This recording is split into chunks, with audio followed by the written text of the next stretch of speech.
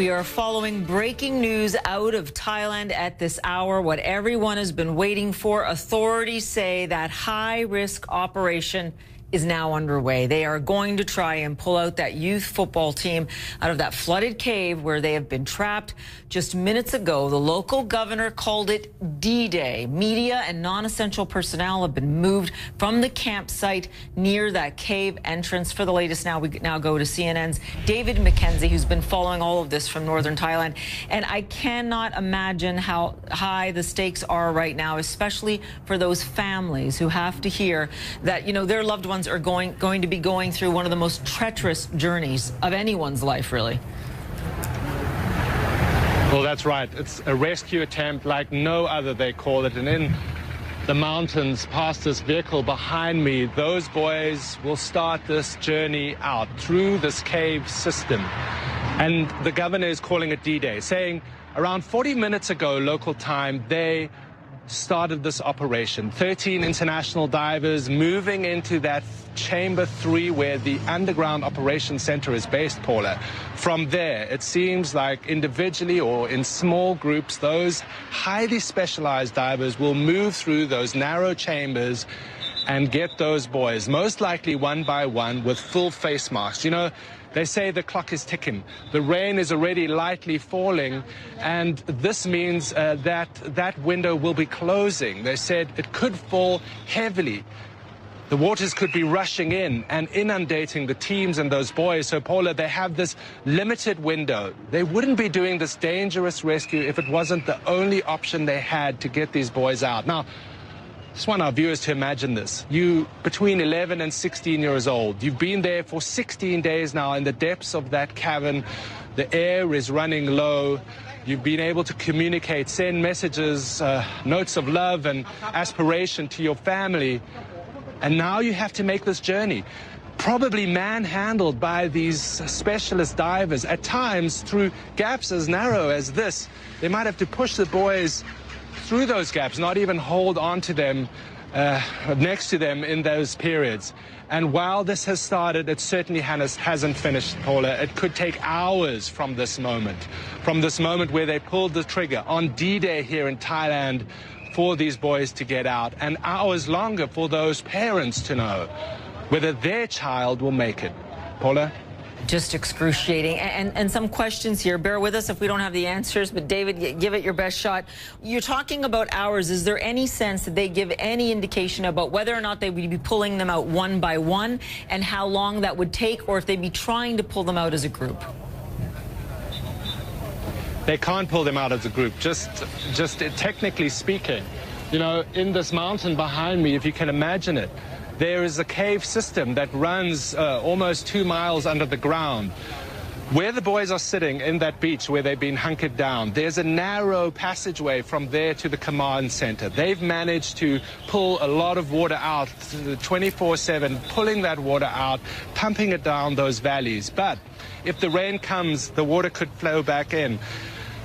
You know, it's hard to really talk about this, but you've got these boys. They have to take them one by one, because if something goes wrong and all of them are stacked together, they're trying to get out, it would be catastrophic. Several of the dive specialists I've spoken to in the last few days have said the biggest issue here is making sure those young boys, and remember what they've been going through, don't panic, that they don't pull off their mask or writhe and get stuck and feel that claustrophobia when those walls are closing in with those zero visibility.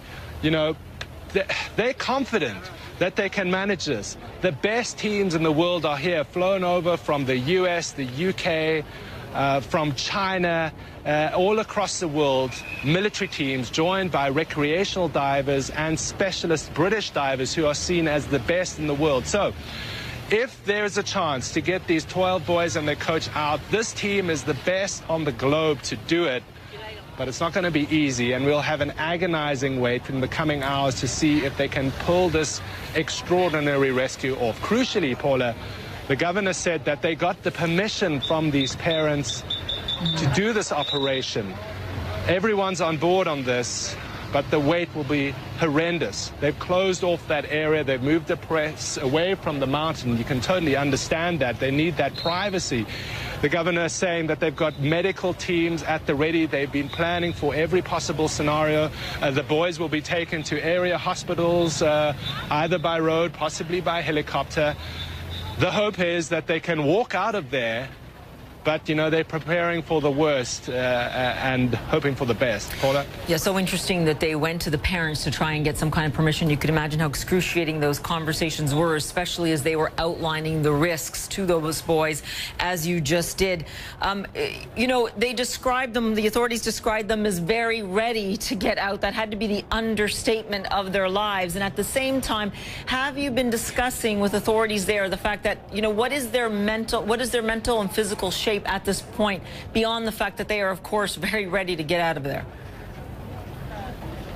At least 3 in that cave. One, the coach most likely, and 2 of the boys, according to doctors' assessments, are not in a good physical state. Well, you can imagine that. They've had 9 days without food in the depths of that cave, thinking that their chances of survival were probably 0. And then out of the water popped this British diver who found them against all the odds. That was now some time ago, and there was that euphoria here in Thailand and around the world. Frankly, very few people felt those boys would be alive. They were hunkered down on that beach in that chamber. And from that point, you've seen this buildup of resources, of human ingenuity moving into this area, flying in from all across the world.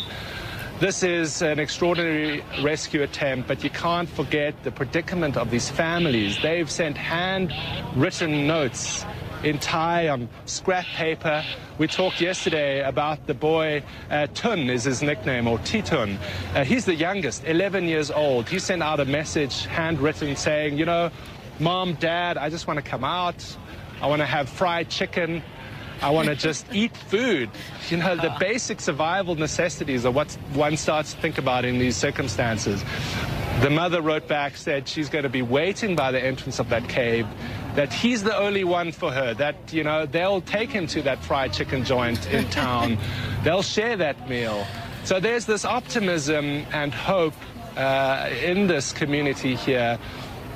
But it's going to be hard. This is by no means a sure thing, and I know that everyone assembled here is hoping that they will get out safely. But there's, as I say, this extraordinary journey, dipping down from that cave they're in, being pulled through this sort of V section that at times is like a letterbox almost for these kids to squeeze through. Once they get to that chamber, that 3rd chamber, where the command center underground is, they should be okay. But even if one boy makes it, then there's the wait if the next one, and the next one gets out safely. Paula? That's what's so excruciating about this. And David, stand by for us for a moment, if you will. I'm heartened to see that the skies above you have not opened up, that there is no downpour yet. And that's why we want to go now to what everyone has been talking about, which is the approach of those monsoon rains. And it is, of course, one of the factors weighing heavily on this rescue effort. Meteorologist Derek Van Dam has the latest on that. And Derek, you know, we have been very lucky. The boys have been very lucky that, you know, it's been an anomaly, but that the skies haven't opened up in the last couple of days. What is the danger now?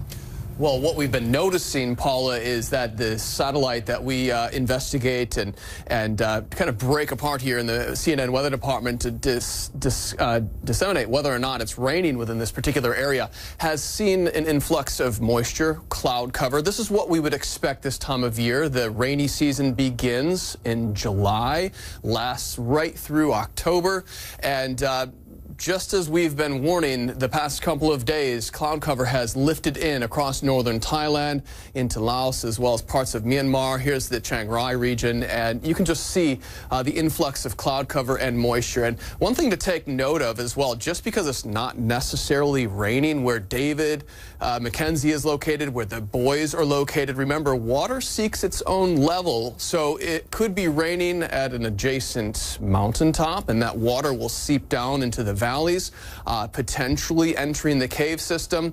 Not what we want to hear, but that's the reality of this situation. Now, this is the 5-day rainfall forecast total. It has lit up recently from our latest computer models.